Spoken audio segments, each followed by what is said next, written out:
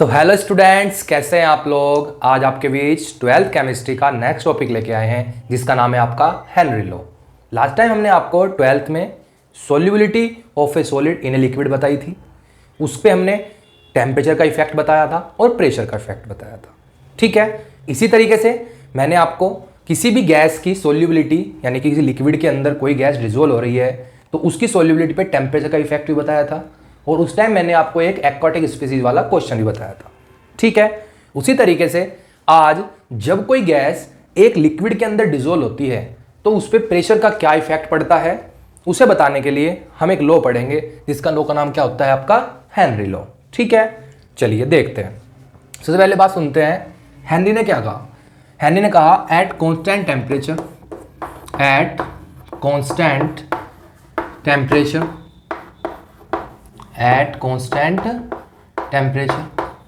यानी कि टेम्परेचर आपका क्या रहना चाहिए, कांस्टेंट रहना चाहिए। और ये कहता है कि the solubility of a gas in a liquid is directly proportional to the partial pressure of the gas. मतलब कि जो आपकी सोल्यूबिलिटी होगी गैस की क्या होगी, जो सोल्यूबिलिटी है वो डायरेक्टली प्रोपोर्शनल है पार्शियल प्रेशर के। किसके प्रोपोर्शनल है? डायरेक्टली पार्शियल प्रेशर के। यानी कि जितना ज़्यादा प्रेशर आप बढ़ाओगे गैस की सोल्यूबिलिटी उतनी ही ज़्यादा क्या होने शुरू हो जाएगी, इंक्रीज होने शुरू हो जाएगी। लेकिन टेम्परेचर क्या होना चाहिए, कांस्टेंट होना चाहिए। टेम्परेचर क्या होना चाहिए आपका, कांस्टेंट रहना चाहिए। ठीक है, तो ये बात किसने बोली थी, हेनरी ने। ठीक है, पार्शियल प्रेशर मतलब समझते हैं जरा। मान लीजिए एक लिक्विड है कोई, ठीक है, मान लीजिए H2O है। यहाँ पे इसके साथ अंदर हाइड्रोजन गैस भी डिसोल्व है, आपकी नाइट्रोजन भी डिसोल्व है, आपकी O2 भी डिसोल्व है। ठीक है, तो पार्शियल प्रेशर यानी अलग अलग गैस के लिए बात हो रही है। ठीक है, यानी कि अगर नाइट्रोजन गैस का पार्शियल प्रेशर ज़्यादा होगा तो नाइट्रोजन गैस ज़्यादा डिसोल्व होने लगेगी। अगर ऑक्सीजन गैस का पार्शियल प्रेशर ज़्यादा होगा तो क्या होगा, ऑक्सीजन गैस ज़्यादा डिसोल्व होगी। और हाइड्रोजन का होगा ज़्यादा तो हाइड्रोजन डिसोल्व होगी। तो इसलिए अलग अलग गैस के बारे में बताया। इसलिए क्या बोला इसने यहाँ पे, पार्शियल प्रेशर। ठीक है, क्योंकि अलग अलग गैस की बात होती है, समझ रहे हो। चलिए, तो हेनरी ने क्या कहा कि सोल्यूबिलिटी जो है वो प्रेशर बढ़ाने पे यानी पार्शियल प्रेशर के क्या होती है, डायरेक्टली प्रोपोर्शनल होगी। यानी कि प्रेशर बढ़ाओगे तो सोल्यूबिलिटी भी गैस की बढ़ेगी।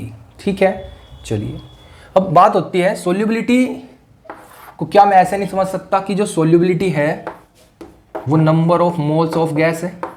जितने ज़्यादा प्रेशर ज़्यादा होगा उतना ज़्यादा जो number of moles of gas ज़्यादा डिसोल्व होंगे लिक्विड के अंदर। यही तो बात हुई कि प्रेशर बढ़ाओगे तो गैस के जो मोल है लिक्विड के अंदर वे ज़्यादा डिसोल्व हो जाएंगे। ठीक है, तो इसी तरीके से हेनरी का जो लॉ है उसे हम ऐसे समझ सकते हैं कि जो पार्शियल प्रेशर है वो डायरेक्टली प्रोपोर्शनल किसके होगा, मोल फ्रैक्शन के। किसके वो प्रोपोर्शनल होगा, डायरेक्टली आपके मोल फ्रैक्शन के। ठीक है, समझ रहे हो। दोबारा बताता हूँ कि सोल्यूबिलिटी जो है वो किस पे डिपेंड कर रही है, गैस के मोल पे। जितना ज़्यादा पार्शियल प्रेशर आप ज़्यादा लोगे उतने ही ज़्यादा गैस के जो मोल होंगे वे लिक्विड में ज़्यादा डिसोल्व हो जाएंगे। ठीक है, ज़्यादा डिसोल्व होंगे तो यानी उसका मोल फ्रैक्शन भी क्या हो जाएगा, ज़्यादा हो जाएगा। समझ रहे हो, क्योंकि मोल फ्रैक्शन क्या होता है सोल्यूट का, सोल्यूट के mole upon total mole, solute के मोल अपॉन टोटल मोल। ठीक है, तो यानी कि अगर सोल्यूट के मोल ज़्यादा डिसोल्व होते हैं एक लिक्विड के अंदर तो वहाँ पे सोल्यूबिलिटी क्या होगी, ज़्यादा होगी। तो इसे हमने क्या मान लिया, यहाँ पे मोल फ्रैक्शन मान लिया। तो क्या मतलब हुआ कि partial pressure of a gas is directly proportional to the mole fraction of the gas. ठीक है, तो यहाँ से जब आप यहाँ से प्रोपोर्शनल का साइन हटाओगे तो एक कांस्टेंट आएगा KH इंटू एक्स। जो ये KH है, KH क्या है आपका, हेनरी कांस्टेंट। KH आपका क्या है यहाँ पे, हेनरी कांस्टेंट। ठीक है, KH क्या है आपका, हेनरी कांस्टेंट। ठीक है, दोबारा बता रहा हूँ, solubility of a gas partial pressure के क्या थी, डायरेक्टली प्रोपोर्शनल है। यानी कि आप प्रेशर बढ़ाओगे तो सोल्यूबिलिटी गैस की क्या होने शुरू हो जाएगी, इंक्रीज होने शुरू हो जाएगी। सोल्यूबिलिटी से मतलब है कि गैस के कितने नंबर ऑफ मोल्स उस लिक्विड के अंदर डिसोल्व हो रहे हैं। ठीक है, तो मोल्स से हम क्या ले लिया, मोल फ्रैक्शन। यानी सोल्यूबिलिटी को हम एज ए ट्रीट कर सकते हैं किसकी तरह, मोल फ्रैक्शन की तरह। ठीक है, तो जो हेनरी का लॉ बना यहाँ से एक और डेफिनेशन बन सकती है कि partial pressure of the gas is directly proportional of the mole fraction of the gas. ठीक है, यानी कि पार्शियल प्रेशर है जो है वो मोल फ्रैक्शन के क्या होगा, डायरेक्टली प्रोपोर्शनल होगा। ठीक है, तो P बराबर यहाँ पर जब प्रोपोर्शनल का साइन हटाया तो एक कांस्टेंट आया जिसका नाम क्या है, KH। KH इजिकल टू क्या होता है आपका, हेनरी कांस्टेंट। ठीक है समझ में आई बात। चलिए इतनी बात हुई, चलिए और देखते हैं थोड़ा आगे। अब मान लीजिए हेनरी कांस्टेंट की यहाँ पे आपसे यूनिट पूछ ले वो। ठीक है, हेनरी कांस्टेंट की यूनिट क्या होगी, चलिए देखते हैं। आपने अभी फॉर्मूला क्या पढ़ा, P बराबर KH इंटू एक्स। ठीक है, तो KH बराबर क्या हो जाएगा आपका, KH बराबर आपका हो जाएगा P यानी प्रेशर अपॉन मोल फ्रैक्शन। ठीक है, अब हमने पढ़ रखा है कि जो मोल फ्रैक्शन है वो क्या है, एक यूनिटलेस है, यानी कि उसकी कोई यूनिट नहीं होती। तो यूनिट किसकी होगी फिर, P की यानी प्रेशर की। अब प्रेशर की जो यूनिट होगी, यानी कि अगर मैं यूनिट ऑफ KH लिखता हूँ तो जो प्रेशर की यूनिट होगी वही किसकी यूनिट होगी, आपकी KH की भी होगी, क्योंकि मोल फ्रैक्शन की तो कोई यूनिट होती नहीं है। तो KH की यूनिट जो होती है आप बार में रख सकते हैं। ठीक है, ATM हो सकता है, mmHg हो सकता है। ठीक है, ये आपकी क्या हो सकती हैं, KH की यूनिट हो सकती हैं। जो यूनिट प्रेशर की होगी वही यूनिट किसकी हो जाएगी, आपकी KH की भी हो जाएगी। ठीक है, इतनी बात क्लियर है। चलिए आगे चलते हैं, चलो थोड़ा सा और देख लेते हैं। थोड़ा सा क्या देख रहे हैं यहाँ पे, अगर हम प्रेशर को कांस्टेंट रखते हैं, प्रेशर में हम कोई छेड़छाड़ नहीं कर रहे, तो देखते हैं और जो KH है वो अलग अलग निकल के आ रहा है। तो KH जो है वो इन्वर्सली प्रोपोर्शनल किसके है, मोल फ्रैक्शन के, यानी कि मोल फ्रैक्शन मतलब सोल्यूबिलिटी के। KH जो है वो इन्वर्सली प्रोपोर्शनल किसके है, आपका सोल्यूबिलिटी। मोल फ्रैक्शन का मतलब यहाँ पे क्या है, सोल्यूबिलिटी से, यानी कि जहाँ पे KH की वैल्यू ज़्यादा होती है किसी गैस के लिए, हेनरी कांस्टेंट की, वहाँ पे आपकी सोल्यूबिलिटी क्या होगी, कम होगी। ठीक है, चलिए देख लेते हैं। मान लीजिए आपको A, B, C और D 4 गैसें दे दी। उन 4 गैसों के लिए उन्होंने KH दे दिया आपको। मान लीजिए इसके लिए 80 है, इसके लिए 120, इसके लिए 50 और इसके लिए 140, यानी D के लिए कितना हो गया आपका, 140 हो गया। तो उसने बोला कि इसमें जो गैस, चारों गैस हैं A, B, C, D में सबसे ज़्यादा सोल्यूबल कौन सी गैस होगी एक लिक्विड के अंदर। तो हमने क्या देखा कि जहाँ पे KH की वैल्यू कम होगी वहाँ पे सोल्यूबिलिटी क्या होगी, ज़्यादा। जहाँ पे KH की वैल्यू ज़्यादा होगी वहाँ सोल्यूबिलिटी क्या हो जाएगी, कम हो जाएगी। ठीक है, तो चलो देखते हैं सबसे ज़्यादा सोल्यूबल कौन होगी, जिसके लिए आपकी KH की वैल्यू सबसे कम होगी। तो हमने देखा कि भैया C के लिए 50 है, तो KH की वैल्यू यहाँ पे 50 है, तो सबसे ज़्यादा सोल्यूबल कौन सी हो जाएगी, आपकी C गैस हो जाएगी। ठीक है, इसके अपोजिट और देखते हैं। और सबसे कम जो सोल्यूबल होगी गैस वो कौन सी होगी, जिसके लिए KH की वैल्यू ज़्यादा, उसकी सोल्यूबिलिटी क्या, कम। तो यहाँ पे क्या देख रहे हैं, D के लिए कितनी थी, 140। तो सबसे कम सोल्यूबल कौन होगी, जो लेस सोल्यूबल होगी बिल्कुल, वो कौन सी हो जाएगी, आपकी गैस D। यानी कि KH बढ़ने पर आपकी सोल्यूबिलिटी घटती है। अगर आपके पास डिफरेंट टाइप के KH दे रखे हैं गैस के लिए, तो उस गैस की सोल्यूबिलिटी सबसे कम होती है, जिसके लिए हेनरी कांस्टेंट सबसे ज़्यादा होगा। समझ में आती है बात। चलिए ये बात तो डायरेक्टली हो गई। अब थोड़ा हेनरी कांस्टेंट पे टेम्परेचर की बात कर लेते हैं। टेम्परेचर की क्या बात करते हैं, चलिए देखते हैं। हमने आपको लास्ट टाइम क्या बताया था कि टेम्परेचर जब बढ़ाते हैं गैस का, यानी कि आपने किसी लिक्विड के अंदर कोई गैस डिजोल्व हो रही है, किसी लिक्विड के अंदर कोई गैस डिजोल्व हो रही है और आपने वहाँ पे टेम्परेचर क्या कर दिया, रेज कर दिया, तो वहाँ पे सोल्यूबिलिटी क्या होती है, घटती है। मैंने लास्ट टाइम आपको बताया था। ठीक है, सोल्यूबिलिटी क्या होती है, घटती है। अब यहाँ पे देखिए, जहाँ पे सोल्यूबिलिटी घट रही है, यानी जहाँ पे सोल्यूबिलिटी कम है, वहाँ KH की वैल्यू क्या होगी, ज़्यादा होगी। वहाँ पे KH की वैल्यू क्या होगी, ज़्यादा। इसका मतलब क्या हुआ कि टेम्परेचर रेज करने पर जो आपकी KH की वैल्यू है वो क्या होती है, इंक्रीज होती है। टेम्परेचर इंक्रीज करने पे जब सोल्यूबिलिटी घट रही है, यानी मोल फ्रैक्शन आपका घट गया, सोल्यूबिलिटी मतलब, तो KH की वैल्यू क्या हो जाएगी, रेज हो जाएगी। तो इसका मतलब क्या है कि हेनरी कांस्टेंट जो है वो टेम्परेचर बढ़ाने के साथ साथ बढ़ता है, क्योंकि टेम्परेचर बढ़ाने पर किसी भी गैस की सोल्यूबिलिटी लिक्विड के अंदर क्या होती है, घटती है। ठीक है, ये बात समझ में आई।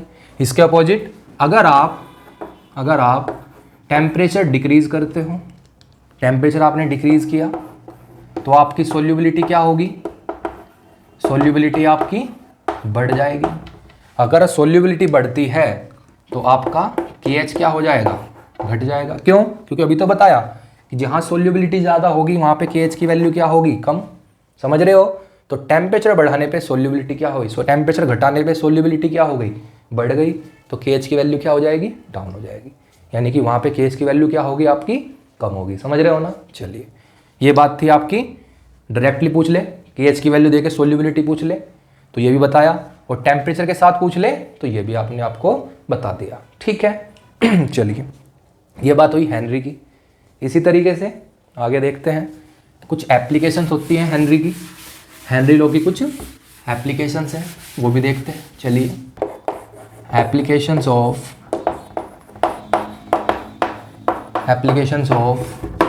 Henry law, applications of Henry's law. अब एप्लीकेशन कौन कौन सी हैं, चलिए देखते हैं। नॉर्मली हमारे एवरीडे लाइफ में हम देखते रहते हैं, नंबर 1, जितने भी आपके सोडा वाटर है, कोल्ड ड्रिंक वगैरह, यानी कि ठीक है, कोल्ड ड्रिंक वगैरह में इनके अंदर क्या होता है कि जो वाटर होता है उनके अंदर हम हाईली पंप प्रेशर पर CO2 गैस को पंप कर देते हैं। हाईली प्रेशर पे पंप क्यों करते हैं, क्योंकि हेनरी ने हमें क्या कह रखा है कि आप जितना प्रेशर आप बढ़ाओगे उतनी ही सोल्यूबिलिटी गैस की ज़्यादा होनी शुरू हो जाती है, किसके अंदर, लिक्विड के अंदर। इसीलिए क्या होता है, जो कोल्ड ड्रिंक वगैरह की बोतल होती हैं उनके अंदर कौन सी गैस घुली रहती है आपकी, CO2 गैस। और CO2 गैस को आप उस बोतल के अंदर हाई प्रेशर पे पंप किया जाता है। हाई प्रेशर पे क्या करते हो, उसमें पंप कर देते हैं। हाई प्रेशर पे इसलिए करते हैं क्योंकि हाई प्रेशर होने पर उस CO2 गैस की उस लिक्विड के अंदर सोल्यूबिलिटी क्या हो जाती है, ज़्यादा हो जाती है, अकॉर्डिंग टू हेनरी। ठीक है, नहीं तो उन्हें ऐसी कोई ज़रूरत नहीं थी कि वे CO2 गैस को बहुत हाई प्रेशर पे उसमें पंप करें। ठीक है, यहाँ पे भी हाई प्रेशर इसलिए ही करना पड़ता है क्योंकि जो प्रेशर है वो सोल्यूबिलिटी के डायरेक्टली प्रोपोर्शनल होता है। ठीक है, और दूसरी बात आप दुकानों से कोल्ड ड्रिंक लाते हैं तो आपने देखा होगा मोस्टली जो सोडा वाटर होते हैं, ठीक है, सोडा वाटर यानी कि जिनके अंदर CO2 गैस होती है, तो वो बोतल कभी भी पूरी फिलअप नहीं आती, यानी पूरी नहीं भरी रहती। हम सोचते हैं कि कंपनी वाले हमें कम दे रहे हैं, लेकिन ऐसा नहीं है, क्योंकि जो हम गैस मिला रहे हैं वो भी तो अपना वॉल्यूम ऑक्यूपाई करेगी कहीं ना कहीं। तो इस वजह से वो जगह वहाँ पे क्या रहती है, खाली रहती है। किसकी वजह से गैस की वजह से। जबकि आप जो जिनके अंदर CO2 गैस नहीं होती, जैसे मान लीजिए आपकी स्लाइस वगैरह, ठीक है, आपकी फ्रूटी आती है जो यानी कि, ठीक है, तो उनके अंदर क्या होता है, उनके अंदर CO2 गैस ना होने की वजह से में पूरी आपको फिलअप मिलती है, पूरी फुल मिलती है आपको। ठीक है, क्योंकि उनके अंदर CO2 गैस नहीं होती। क्योंकि CO2 गैस जो है, मान लो कोई गैस है तो वो भी तो अपना वॉल्यूम ऑक्यूपाई करेगी, समझ रहे हो। तो इसलिए वो जगह वहाँ पे क्या छोड़ देते हैं, वे खाली हो, किसके लिए, CO2 गैस के लिए। और CO2 गैस जैसे ही आप प्रेशर को रिलीज करोगे तो CO2 गैस जो है वहाँ से किसकी फॉर्म में निकलती है, बबल्स की फॉर्म में आप निकलती हुई देख सकते हैं। ठीक है, तो ये बात हुई हेनरी की। तो हाई प्रेशर पे जब CO2 को पंप करेंगे तभी सोल्यूबिलिटी ज़्यादा होती है कोल्ड ड्रिंक वगैरह में। आप घर में मेहमान है, कोल्ड ड्रिंक बची रह गई, आपने देखने के बाद फ्रिज में रख दी, तो कुछ दिनों बाद देखते हैं, 1-2 दिन बाद, कि उसका टेस्ट बेकार हो जाता है, क्योंकि वहाँ पे जो CO2 गैस की सोल्यूबिलिटी है वो क्या हो जाती है, हमारी डिक्रीज हो जाती है, क्योंकि वहाँ प्रेशर क्या हो जाता है, डिक्रीज हो जाता है। खोल देते हैं बोतल को, समझ रहे। चलिए अब आगे देखते हैं। इसी तरीके से नंबर 2 एप्लीकेशन क्या है आपकी, नंबर 2 समझते हैं, बहुत ज़्यादा इंपॉर्टेंट है, ये भी समझते हैं। नंबर 2 जो बात करेंगे, हम करेंगे स्कूबा डाइवर्स की बात करेंगे। स्कूबा डाइवर्स, ठीक है, या इन्हें बोल देते हैं हम सी डाइवर्स, यानी कि गोताखोर। ठीक है, गोताखोर क्या होते हैं, मान लीजिए समुंदर में जो तैरते रहते हैं, नए नए एनिमल्स के बारे में बताते हैं हमें, ठीक है, इस कुछ ना कुछ खोज करते रहते हैं, तो उन्हें बोलते हैं हम स्कूबा डाइवर्स। ठीक है, समुंदर के गोताखोर। चलिए देखते हैं। अब क्या होता है, जब जब आप नीचे जाओगे, जब आप नीचे जाते हो तब प्रेशर आपका क्या होता है, इंक्रीज होता है। जितनी आप गहराई में चले जाओगे उतना ही प्रेशर क्या होता रहता है, बढ़ता रहता है। ठीक है, और प्रेशर बढ़ेगा तो गैसों की सोल्यूबिलिटी हमारे ब्लड के अंदर ज़्यादा होनी शुरू हो जाएगी, समझ रहे हो। चलिए, तो जो गोताखोर होते हैं, देखा होगा तुमने अपने साथ, वे पीछे एक सिलेंडर बांधे रखते हैं। ठीक है, सिलेंडर में उसमें कौन कौन सी गैस होती हैं आपकी, एक तो नाइट्रोजन गैस होती है, एक ऑक्सीजन गैस होती है, और एक अब हीलियम भी ले जाना शुरू उसमें कर दिया है उन्होंने। ठीक है, ये 3 गैसें होती हैं। ठीक है, तो नॉर्मली क्या होता है, जैसे जैसे गोताखोर नीचे जाना शुरू होता है वैसे वैसे इन गैस की जो सोल्यूबिलिटी है वो ब्लड के अंदर क्या होनी शुरू हो जाती है, ज़्यादा होनी शुरू हो जाती है। ठीक है, जब तक गोताखोर नीचे रहता है तब उनकी गैस ब्लड के अंदर इनकी गैस की जो सोल्यूबिलिटी है वो क्या होती है, ज़्यादा होती है। क्या होती है, ज़्यादा होती है। ठीक है। नाइट्रोजन गैस जो है नॉर्मल टेम्परेचर और प्रेशर पर हमारे ब्लड से रिएक्ट नहीं करती, लेकिन जब प्रेशर नीचे हाई होने लगता है तो नाइट्रोजन गैस भी हमारे ब्लड से रिएक्ट करने लगती है। ठीक है। चलिए, अब जैसे जैसे गोताखोर नीचे था तो नाइट्रोजन, ऑक्सीजन, हीलियम वगैरह आराम से डिजोल्व हो रही थी। ठीक है। ऑक्सीजन तो वैसे भी नॉर्मल प्रेशर पे भी डिजोल्व होती है, ऐसे अभी फिलहाल। ठीक है। लेकिन जैसे जैसे गोताखोर वापस सरफेस पे आएगा, ऊपर आएगा, अब ऊपर आने पे क्या होगा, प्रेशर डिक्रीज होगा। प्रेशर क्या होना शुरू हो जाएगा, डिक्रीज होना शुरू हो जाएगा। अब जब प्रेशर डिक्रीज होगा तो गैसों की सोल्यूबिलिटी क्या होनी शुरू हो जाएगी, ब्लड के अंदर कम होनी शुरू हो जाएगी। ठीक है। ऑक्सीजन गैस जो है वो तो नॉर्मल टेम्परेचर और प्रेशर पे भी डिजोल्व हो रही थी, और ऑक्सीजन गैस का हम यूज कर लेते हैं किसमें, डिफरेंट टाइप के मेटाबॉलिज्म, डिफरेंट टाइप के मेटाबॉलिज्म में यूज कर लेते हैं। लेकिन जो नाइट्रोजन गैस है हमारे ब्लड में नॉर्मल टेम्परेचर और प्रेशर पे डिजोल्व नहीं होती। वो क्या होगा, नाइट्रोजन गैस जो है हमारे ब्लड के अंदर बबल बनाने स्टार्ट कर देगी, यानी बबल्स की फॉर्म में बाहर निकलनी स्टार्ट हो जाती है। और बबल्स की वजह से, इन नाइट्रोजन गैस की बबल्स की वजह से कई बार हमारी ब्लड कैपिलरीज, जिन्हें ब्लड वेसल्स बोलते हैं, ये ब्लॉक हो जाती हैं, जिसकी वजह से आपको पैरालिसिस, ठीक है, पैरालिसिस हो सकता है, आपके मसल्स में पेन हो सकता है, ठीक है, आपके जोड़ों में दर्द हो सकता है, यानी मसल जॉइंट पेन हो सकते हैं आपको। ठीक है। इस डिजीज़ को, इससे एक डिजीज़ और भी हो सकती है, उस डिजीज़ का नाम होता है आपका बैंड्स, यानी बैंड्स हो सकता है। और इस डिजीज़ का एक और नाम होता है डीकम्पैरिजन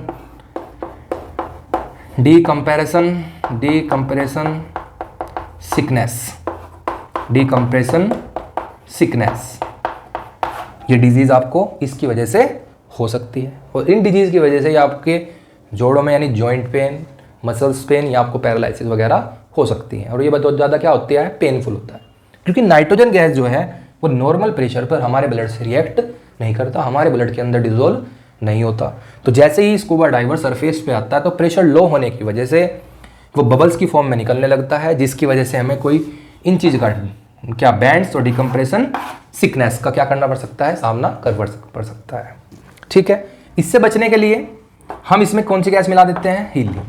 हीलियम गैस क्या करती है, जो नाइट्रोजन की कंसंट्रेशन है उसे कम कर देती है, यानी नाइट्रोजन गैस को क्या करने काम करती है, डाइल्यूट करने का काम करती है, जिससे जो ये हमें इन डिजीज़ का सामना करना पड़ता है वो क्या हो जाता है, थोड़ा कम हो जाता है। ठीक है।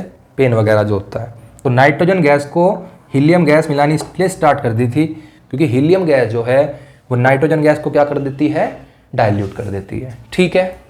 इतनी बात समझ में आती है। तो ये बात तो ये हो गई इसकी एप्लीकेशन एक।